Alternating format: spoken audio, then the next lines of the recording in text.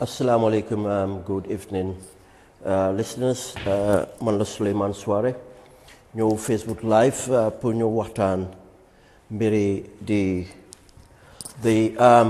NIA, the National Intelligence Agency bu Yaya Jammeh amoon, at pour waxtaane yeen mbiri the reported disappearance at the reported brutal killing of suñ ñaari brothers, the Alagie Mamut Ceesay at Ibu Job, and yal na leen yàlla xaare àjjana, yal na yàlla may seen mbokk yi xoli muñ waaye mbokk yi ngeen ma génne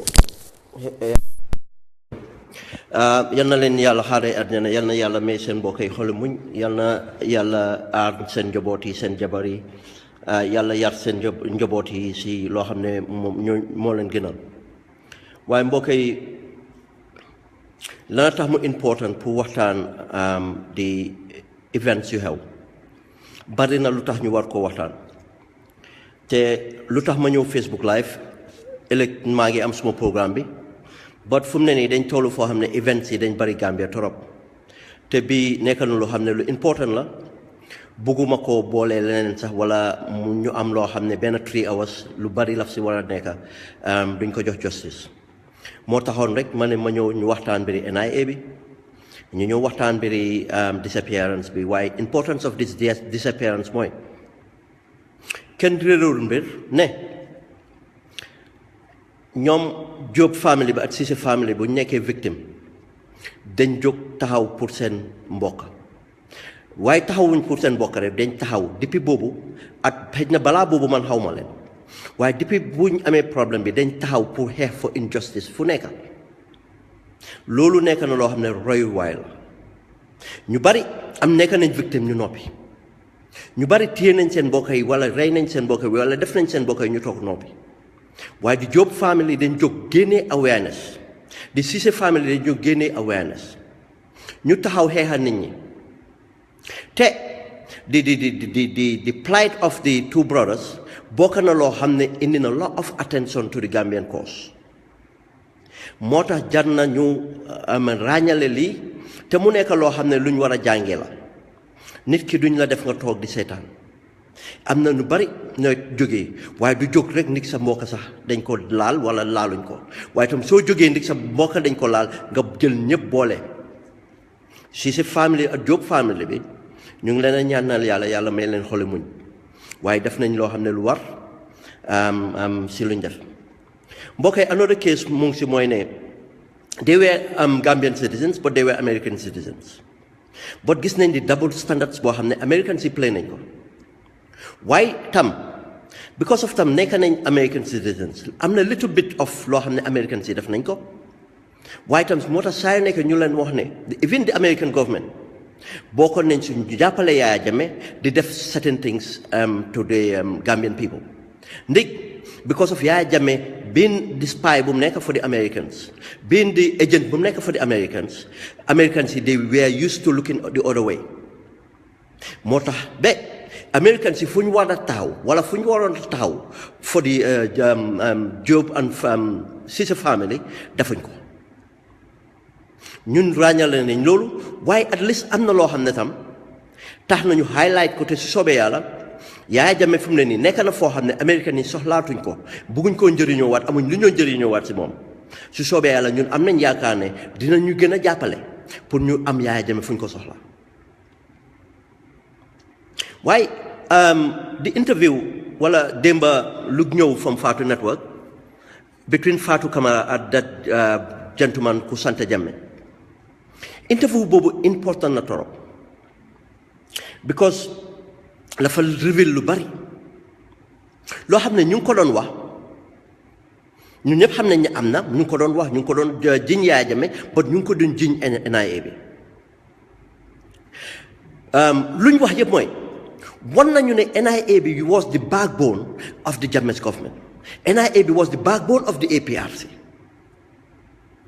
te ku xam boo backbone lu moo njëriñ nga xam ne nit ki lu ko amee mooy backbone am su fa nekku nit kooku du taxaw du dunda du am dara loo xam ne dina jokkaloo ndi NIA bi moo amee woon lépp lu bon at anything loo xam ne ñu ngi ko def si réew moomu NIA bi ñoo ko amee woon bon jar na bon ñu xoolaat NIA bu baax ñu seet lu fa am yépp lu am si réew mi yépp NIA bi xam nañ si dara am nañ si dara waaye dinañ dugal si foofu ndég dégg nañ ay poison façon yi poison nu nekk yaayaa poison nag ku nekk moo tax ñun ñu ngay wax crime su yaayaa commit ba ay at dina ñëw am na ñuy dee si crime si because yaayaa façon system of poison yu bari la am na ñoo xam ne fa leen poison pour ñu dee in the instant am ñoo xam ne na leen poison pour ñu dee in months am na ñoo xam ne fa leen poison pour ñu dee in years am na ñoo xam ne fa leen poison pour ñu dee in the next decade moo tax nag ñu xam ne kuy document crime yi Yaya Jammeh pare leen ngeen document because of crime yi Yaya Jammeh is ongoing crimes waaye lu ñu war a understand mooy ne lana tax di NIA nekk di backbone of Yaya Jammeh suñ ne NIA bi as a backbone all of the high command of the NIA ñoo taxaw pour Yaya Jammeh because dañ nekk ñoo xam ne utee naa yeneen liggéeykaay it's just as the high command of the Gambia Armed Forces dañ nekk Yaya Jammeh just as high command of the Gambia Police dañ nekk Yaya Jammeh because these are law enforcement agencies they are not just civil servants ñii nekkul ne seen action dafa def anything else ñii seen action dafa am pour def pour life of human beings directly moo tax suñ faydaloo security forces yi moo tax ñu faydaloo moo tax nag suñoo def review or def anything suñ amul security forces yi right dëkk bi duñ ko am right moo tax mu am fayda ñu xoolaat security forces yu baax rawatina di NIA rawatina di high command of the Gambia Armed Forces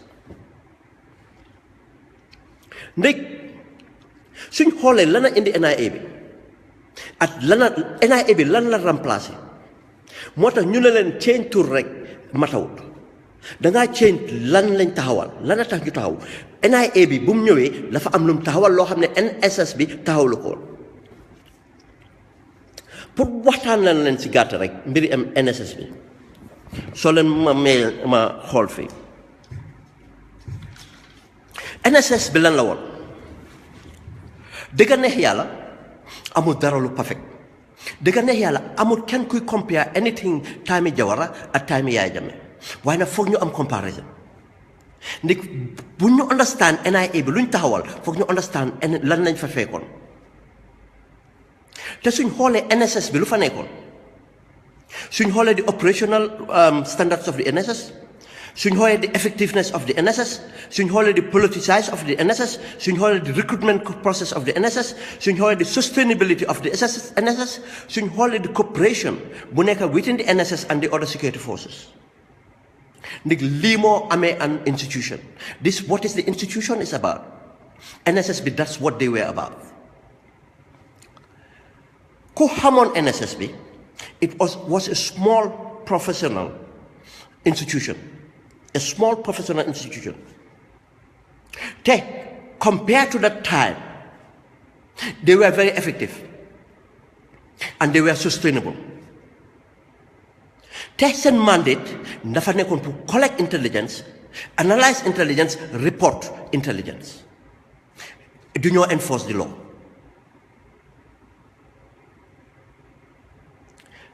te dañ amoon standards yoo xam ne they were trained at the right places dañoo am training from the right places dañoo am recruitment dinaa ñëw to the recruitment but seen training was where FBI bi dañoo ñëw di leen train dañoo am other countries the French every other place dañoo ñëw di leen train in house but dañ leen dee sentam ñu dem jàngi properly su ñëwee si NIA bi di ngeen gis difference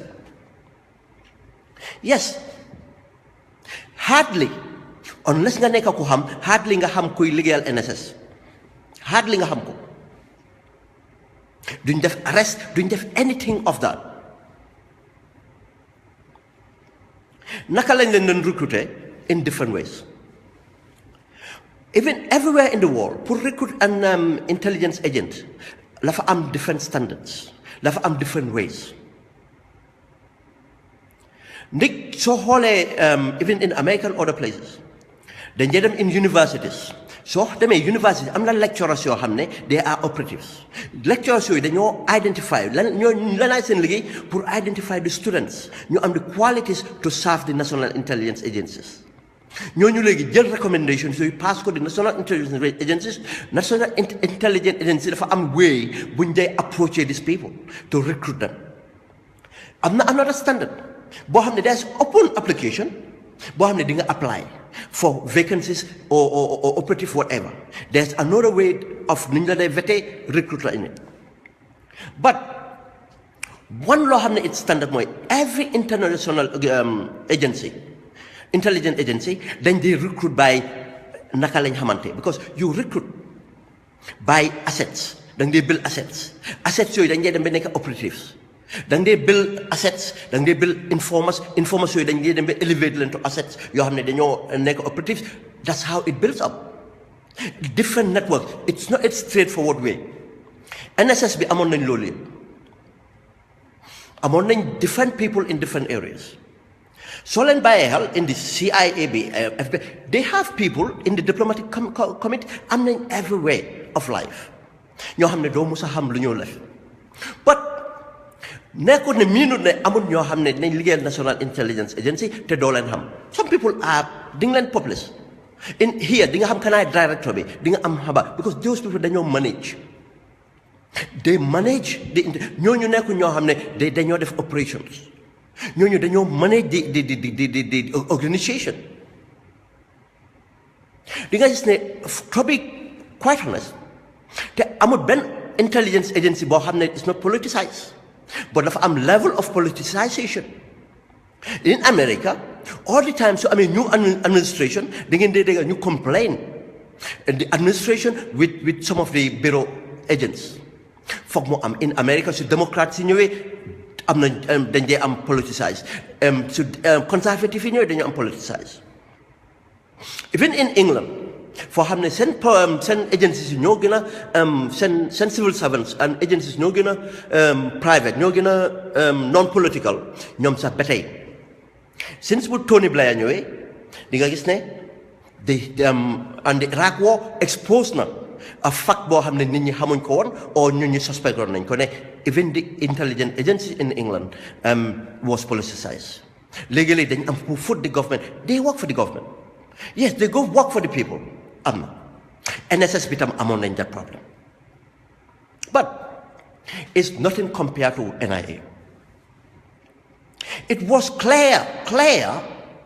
It was clear in the legislation. Lan lañ war a def. Te tam ñu ngi report straight to the president for good reasons.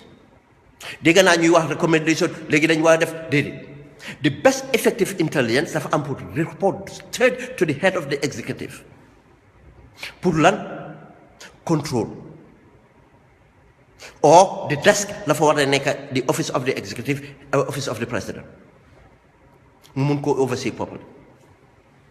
They were not perfect but they were far professional te doo leen dee dégg si lu bari unless nga bokk si lu ñoo def and they used to cooperate. But because of the little bit of politicization bu fa nekk undermine on na lu bari.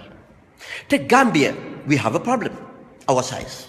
It's hardly pour nga am something loo xam ne nepotism du si am nga am xam loo xam ne duñ ko politicize because dañ tuuti ñun ñëpp xamante we are bound to know each other. We are bound to relate one way or the other.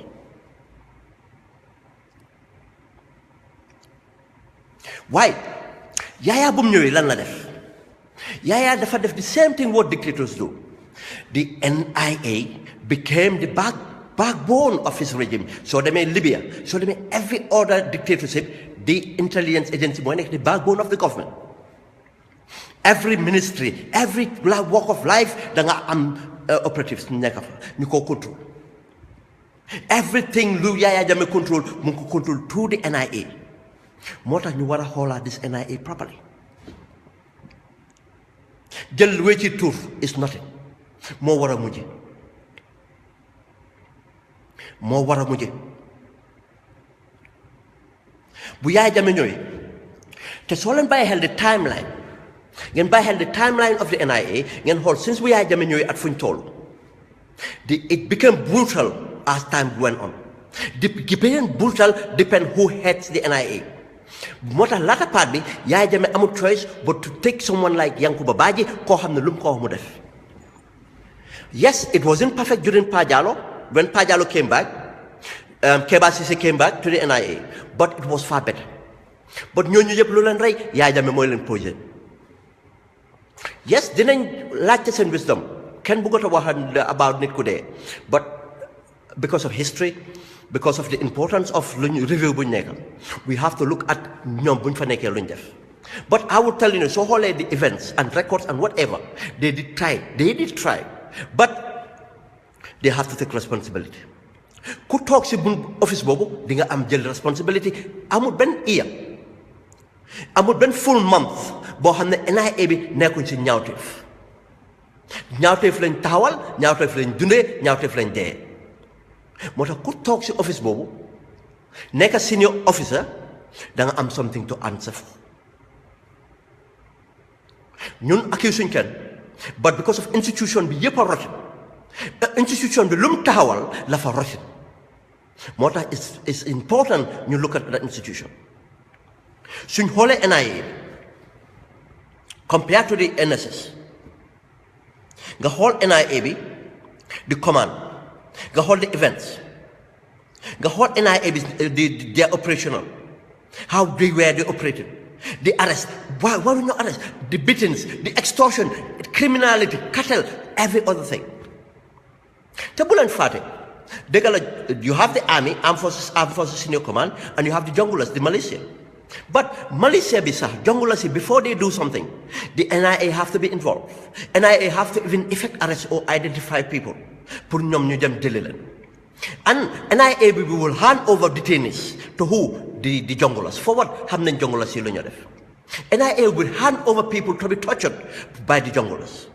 NIA will use their premises for the torture of this thing. NIA will use all their safe houses for the imprisonment and adoption of Gambians and non-Gambians. But NIA bi mooy the only institution boo xam ne any crime bu nekk si dëkk bi bokk nañ si. Some part of the army can excuse themselves, no, we were not aware. Some part of the police can excuse themselves, but the NIA cannot excuse themselves. moo tax ñu war a jël this NIA very seriously.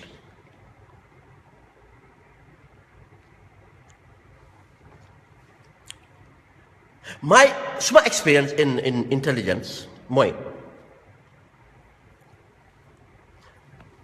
the command the director of espionage administration every other director xam na beneen director bi si lu mu nekk in a sense because operation whether notify nañ ko or not Gambia la fa tuuti amul benn director buy nekk NSS NIA ne la xamul luy dem am ñoom ñëpp xam nañ luy dem am but ñoom ñëpp dañ am something to answer for ndax bokk nañ si ndax bokkuñ si te soo fekkee injustice ñun understand nañ ñu dee noppi ba doo fekkee injustice nga noppi injustice soo ko fekkee nga noppi da nga bokk si injustice bi especially yow da nga swear an allegiance especially yow dañ la fay pour nga deliver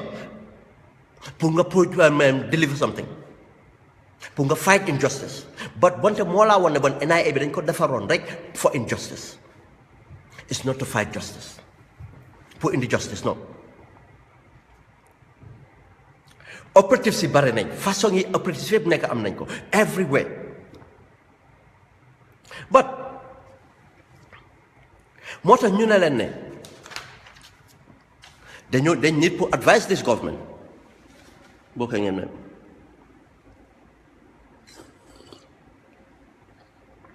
dañoo advise the government su nekkee ne di NIA ñoo nekk di backbone of the Gambia the brutal regime soo demee ñoom Pinochet ñoom every dictator soo leen laajtee the NIA the National Intelligence Agency mooy nekk di backbone And even in a democracy, the National Intelligence Agency, then important. Industrial espionage, every other, even in economics, then sen wala. So, I mean, a constituted National Intelligence Agency, sen wala in economic development. Sen wala in everything. But in this case, the NIA la fa nekkoon ne moo nekkoon backbone def lépp lu bon. Politically, APRC bi yëpp lu ko ron through ñu ko roné through the NIA. Bu Yaya Jammeh di def every other thing lu moo def politically yëpp mu ko work with kan the most instrumental person moo nekk ku ñu ooyee Captain Sen Lamine Sen mooy the only personnel koo xam ne fa saaf NIA mu ngi started from military intelligence for the national gendarmerie mu move after mu nekk for the NSS ñu attach ko to Central Bank after 94 mu ñëw join Yaya Jammeh 94 ba tey te foog naa am na doomam bu mu jur Morocco koo xam ne mu ngi liggéeyal NIA et Moroccan doomam bu mu jur Morocco mu ngi liggéeyal NIA Lamine Sen moo nekk di political strategist bu nekk behind Yaya Jammeh après every other thing Lamine Sen is behind that moo tax kooku tam jar nañu teg ko ay make sure ne mu wax bëtam yi baaxatu but xelam bi and everything mu ngi work effectively xam na everything lu nekkal lu bon NIA lu ñu am pour advise government dina bon su nekkee das ci case nekk na xam ne ñu ngi wax army bi fine but army bi fu mu ne nii 90% of the army is matter of jóobu ñooñu they are in camp they are disarmed the most part of army bi ñu concern mooy the high command of the army ñoo xam ne they all have loyalty to Yaya Jammeh and we still don't know where they stand but for the NIA ñoom the institution itself dafa need a thorough look at in a sense dañ war a xool everything about it lana tax ñu ne leen change of name is nothing change of name bi sax is even bad because dafa tax ne dafa jox nit ñi false pretense dëgg la di executive order ñëw ne buñ arrest kenn buñ operate this way that is fine but there's more to it and let me make something categorically clear now the appointment of a new director general is completely wrong. Never clear. I don't know Mr. Diba. I'm not questioning qualification of Mr. Diba.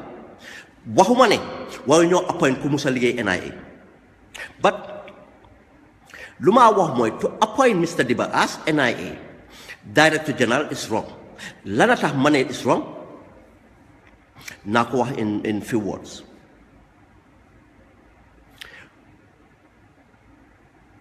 am na ñuy wax ne ma njëkk a génne di argument ñuy wax ne because of dañ need pour employé ku am institutional memory ku xam lu fa xew ma ne leen that's wrong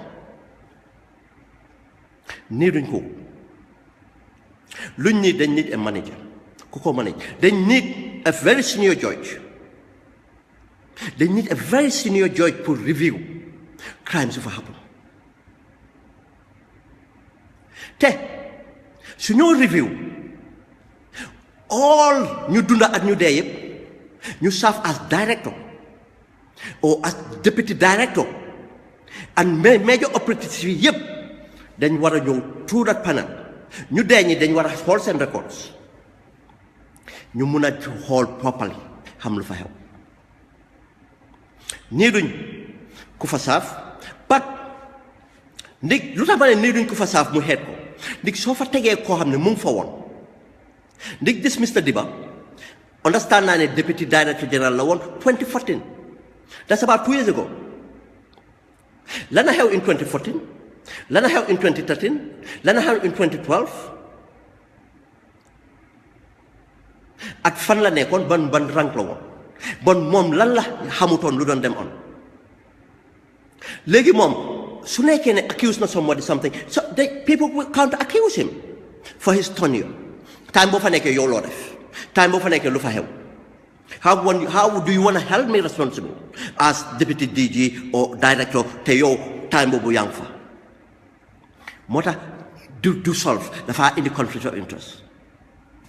But so in the senior judge ku am experience to investigate luy xaw mooy gis ngeen di young chap ku ñëw di explain what happened with the Job and Ceesay brothers.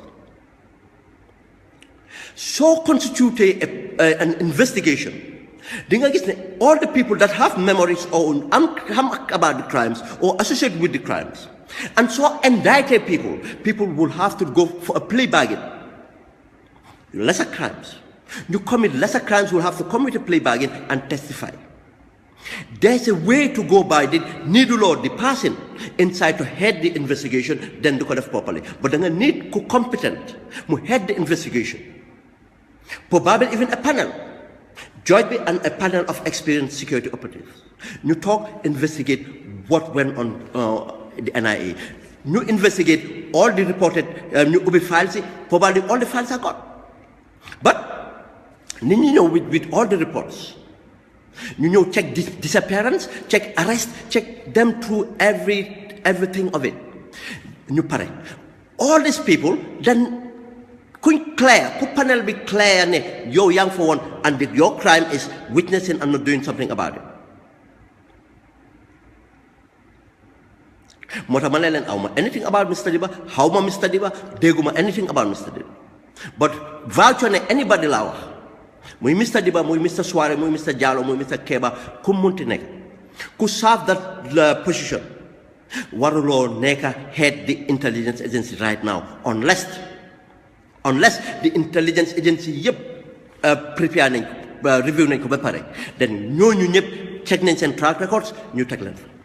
Soo ko defut duñ am the proper review buñ soxla.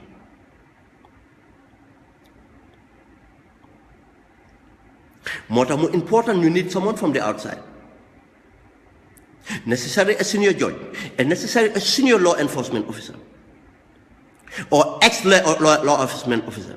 Te suñ constituted panel bi, do you know how many people ñoo liggéey NSS ba tey ñu ngi dunda ñu ngi am experience gën a am experience. Those people yëpp dañu war a toog si panel boobu.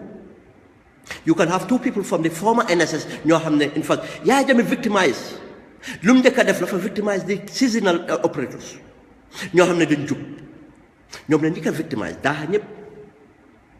Most of these people ñu ngi dunda. Indil those senior officers ñu nekkoon NSS nga jël a senior judge mu help leen with the legal side of it ñu investigate this position. Then all the managers, all this thing, they have to go through this. Suñ defut the NSS properly duñ mun a jot the APRC. The NSS bi suñ leen amee properly dinañ xam APRC bi luñ def yëpp. Dinañ xam Gambia lu xew for Gambia bi dinañ xam army bi luñ def yëpp dinañ xam Yaya Jammeh lu mu def yëpp te dinañ find out most of evidence dinañ find out fu mu nekk yëpp. Most of these people they have to go for a plea bargain because xam nañ ne mënuñoo am any other way to get out of this apart from go for a plea bargain.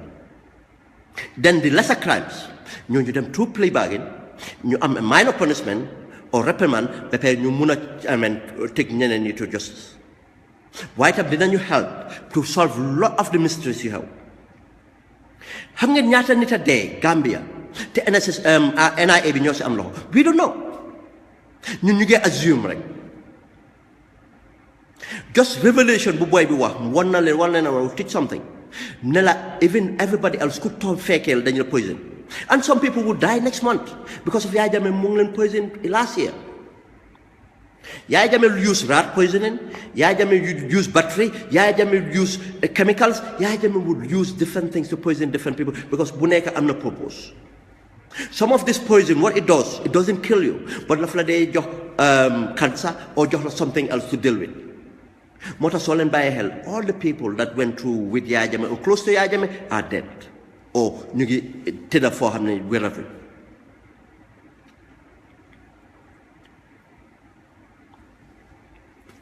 Qualification bi it's am Gambian fu mu ne nii benn ñaar ñu ne borom am na masters. I'll tell you man awma anything about ko am masters or ko amut masters but naa leen ne masters am na yoo xam ne amul njëriñ because des na si institution boo ko amee at noo ko amee at masters bi lan la bu leen fàtte masters lan la borom am na masters du dara waru tax ne benn dafa am masters Gambien bi fu mu ne nii kuñ wax benn ñaare ku am masters la lanaay masters nañ leen xam lanaay masters njëkka nañ leen xam masters bi ban institution la ko jëlee ban polytechnique la ko jëlee these institutions are polytechnics. Some of these institutions are online. Some of these institutions subject be is not strong. Ban façon yi ban subject bi ban façon yi thought process la borom dem pour obtain that qualification. Ndax borom since moom amee masters boobu lu mu ko njëriñ ban work experience la am ban experience la am ndax yéen dégg ngeen borom articulate na boppam in that subject or in that field. Bari na ñu bari especially in the Yaya Jammeh system because some of this master's program all it takes more some of these people are dropouts they all use their work experience and apply to some of these programs. I mean, if you pay $5,000 pounds and get a master's for 1 year or 2 years, and most of these people universities léegi status university status they are former polytechnics. They are not taken highly in this country or many other countries. They are ranked 140 something out of 200 or 190 out of 200 for and masters. And most of masters yi naka lañ ko maagee most of the luñ binda yëpp kenn na ko binda or they go and cut and paste we know how this thing works. moo tax taxut ne nit ki am na masters am na qualification to run a job moo tax nañ leen xool foog ñu prepare of what make sure ne especially security bi keep on emphasizing on this especially NIA bi especially for NIA léegi nekk na institution boo xam ne pour ne fekkee nga defuloo soo nekkee finance nekk agriculture nekk all those people place it's not about life directly NIA bi la fa nekkoon an institution pour not nit ñi bon doo fa mun a nekk a senior officer after 2 years 3 years or how many years nga fa nekk nga dem through the ranks fekki nga lu bari nga dem benn ñu óolu ba def la député DG yow war ngaa xam lu bari then naka lañ come up with appoint that person as the DG now that is something serious suñ buggee am proper reforms dañ am to def properly ba pare nañ lay bàyyi di wax na nit ñi seen service am na ñuy xam nga in life ku nekk da nga am catégorie yes dëkk doomi réew mu ne da nga war a jóg pour sa réew but doomi réew mu ne am na nooy jógee pour sa réew du ñëppaay dem liggéeyal government du ñëpp a war a dem liggéey government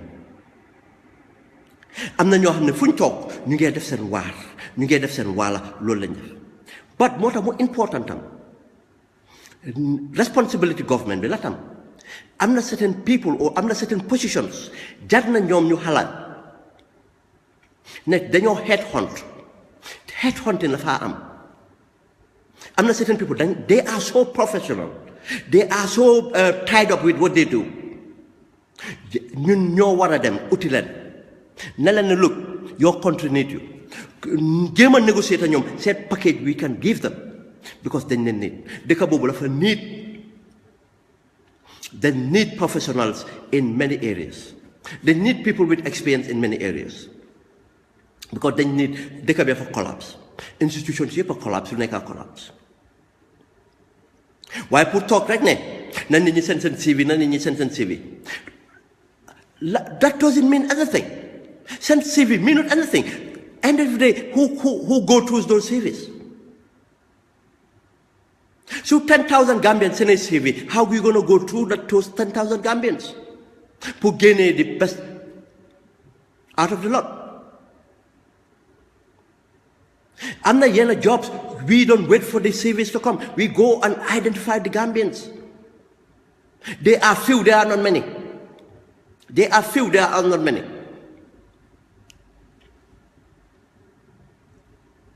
Because some of these professional tam ban nañu approach government bi sax. Do you know why?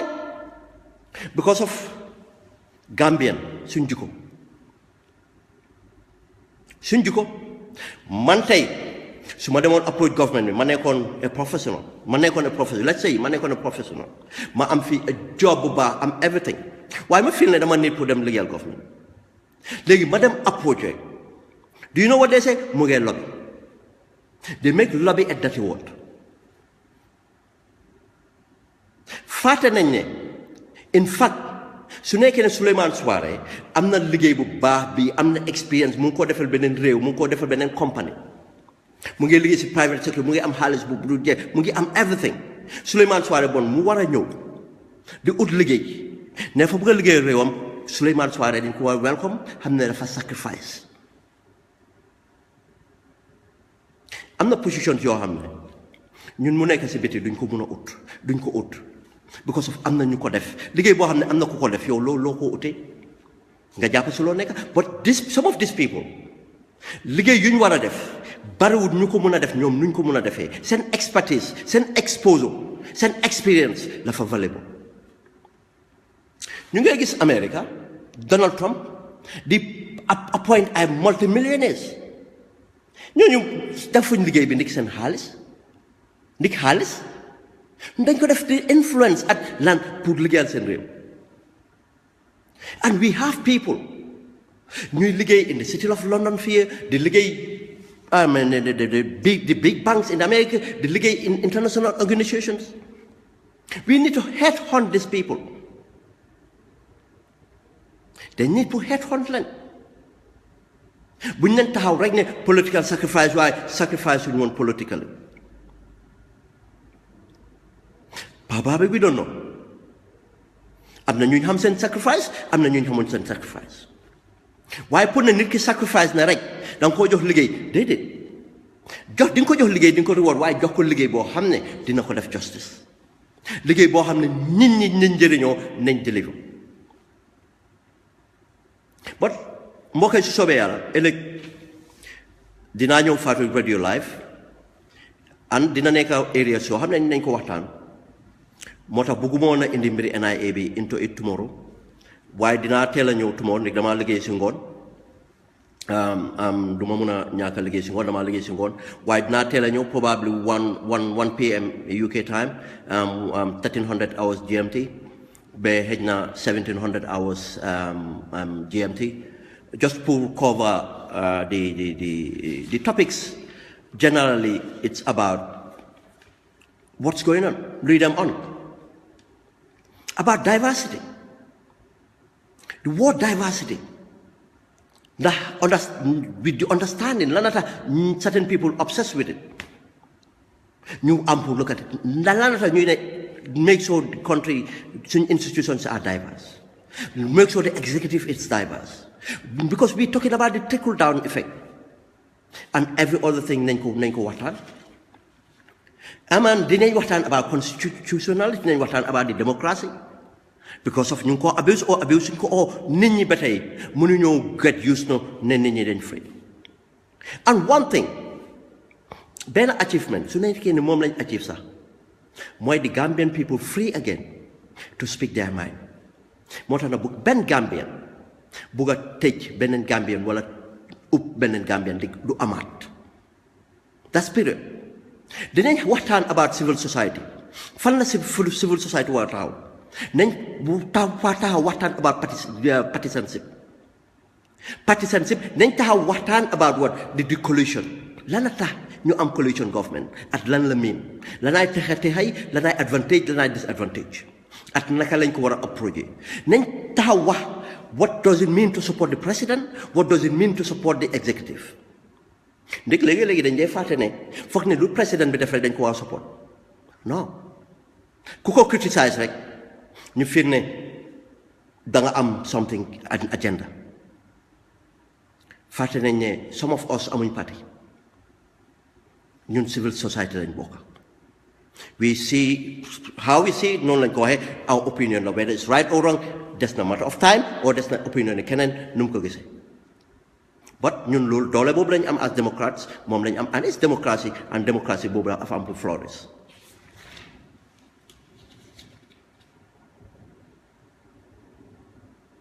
ndig lu ñoo wax mooy am na keneen ku ma inbox tey di ma laaj ne ma dafa dégg ne dañu reinstate the ambassadors.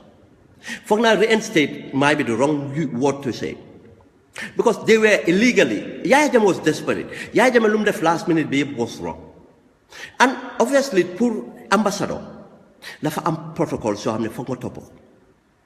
tey duñ mun a bàyyi suñu embassy yëpp vacant, and there's no other way you go about it. gannaaw nga ne ñu fa nekkoon toog leen fa xaar leen. Can you continue to do your work ngeen def loo leen war a def, because every embassy dañ war a jël suñu time ñu appoint the right people. Embassy la fa important. Embassy in those decades dafa ute embassy tey. Embassy tey da nga nit lu bari as ambassador. léegi suñ amee these people back to their places foog ñu jël time xoolaat ñu ñoo appoint leen. suñ leen appointé ñooñu tam duñ ganaar doo leen appointé tey ñu jël seen bagage dem. Probably they are in jobs. Then am pour resign from their jobs. Then joxe am notice pour their jobs. Then am pour prepare their families, and they am pour dem fekki. Suñ demee fekki dañ am pour hand over that embassy. Embassy bi la fa am different areas to cover. La fa am pour dem through the process. There's a policy, there's a law. Am na yëpp toppa ko ba pare mu jël office. Then su Yaya Jammeh daaxoon nii yëpp the right thing mooy pour delloo leen fa. ñu xaar, but minute ne they are reinstated. Understand naa ñu bari ñu ngi mer ne naka lañ leen a reinstated, bon xanaa ñu reinstate the old ministers. man ne déedéet du benn. dafa nekk Yaya Jammeh moo yaaxa. dafa am lu ñoo ooyee civil servant, am na ay political appointees ñoo xam ne it take time. am na loo xam ne executive bi di the executive as the part of the executive boobu moom straight away seen mandate dafa jeex. des na si new executive head of the executive mu appoint leen or something else. moo tax ambassadors yi suñ leen recallé su leen reappointé is matter of continuation la ba seen time bañ time identify somebody else ñu dugal leen fa. waaye tam nañ duñ wax ne yaakamte wuñ but nañ jël due diligence ñu make sure ne am nañ the right people. It's not about ne am nañu sacrifice benn soo ma defee ambassador am I don't know defuma ko xaw ma ko déedéet am not definitely am na. waaye moo tax nag buñ ne nit am nañu sacrifice rek dañ leen ko def déedéet dafa am lu mu àndal nañ leen seet ñu ko mun ñu ko am ku nekk am na lu mu yelloo. ñu doon xeex dañ doon xeex pour seen réew loolu la war a nekk. ku doon xeex sa réew moo taxoon nga xeex ut liggéey taxul nga xeex but minute ne ku doon xeex tam su gisee wala suñ gisee fu mu yelloo duñ ko ne fii de bugga nañ la fi kaay. te am na lu nekk di dem on ñu bari ñu ngi gis certain senior citizens and I spoke to and we encourage ñu ngi encourage lot of senior citizens. Gambia dañ war a respect the word retirement. The reason some of our people cannot retire because of amuñ gratuity to retirement. waxuma gratuity xaalis bu ñu dee fay pour retirement duñ dee recognize duñ respect guñ nit ku retire. You go to certain countries like Senegal, people dañ dee puugaroo ne dama retire. Senegal people say mais man dama retraité. It's not the money, it's the gratitude boo dee am after when you retire, the respect bu la community won and so on. And they still are important. ñu ngi am experience, they still serve. ñëpp am na ñu ñoo serve. And we have lot of retired Gambians, experienced Gambians. We can still use them because we need their temperament, we need their wisdom. Then still need these people, retired people, their temperament, their wisdom, their experience. Some of these people's education wasn't that high, but they are far ahead of us because of gis nañ barki démba gis nañ tey ñu nga mën a gis ëllëg.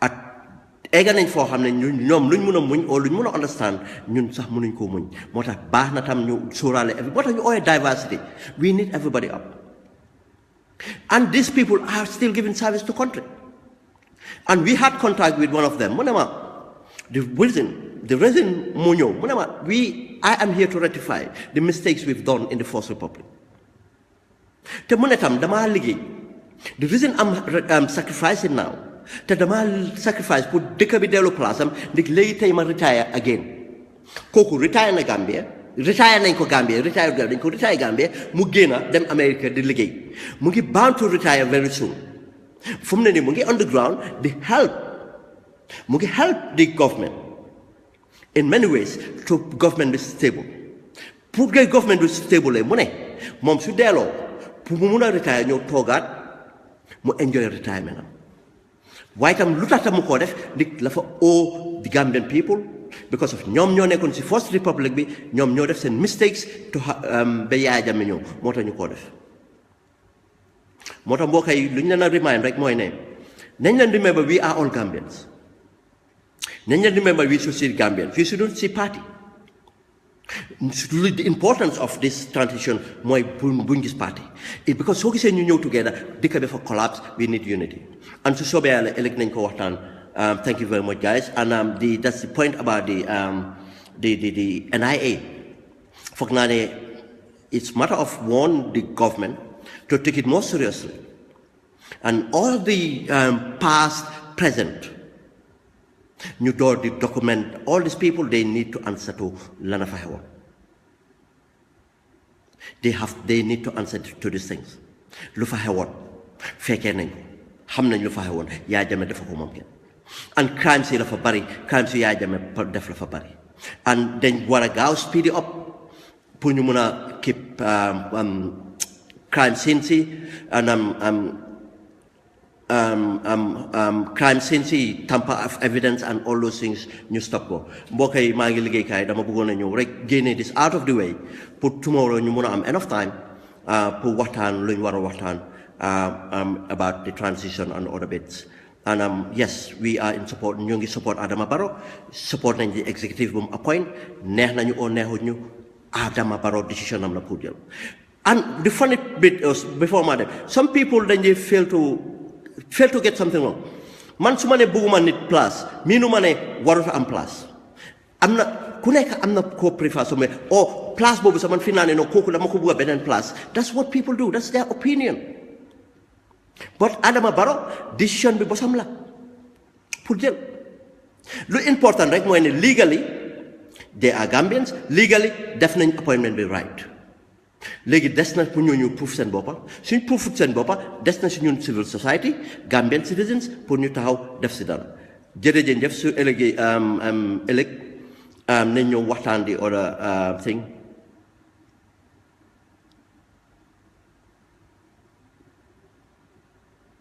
thank you I'll look forward to you brother Syrian I'll look forward to you calling yéen ñëpp jërëjëf have a good night thank you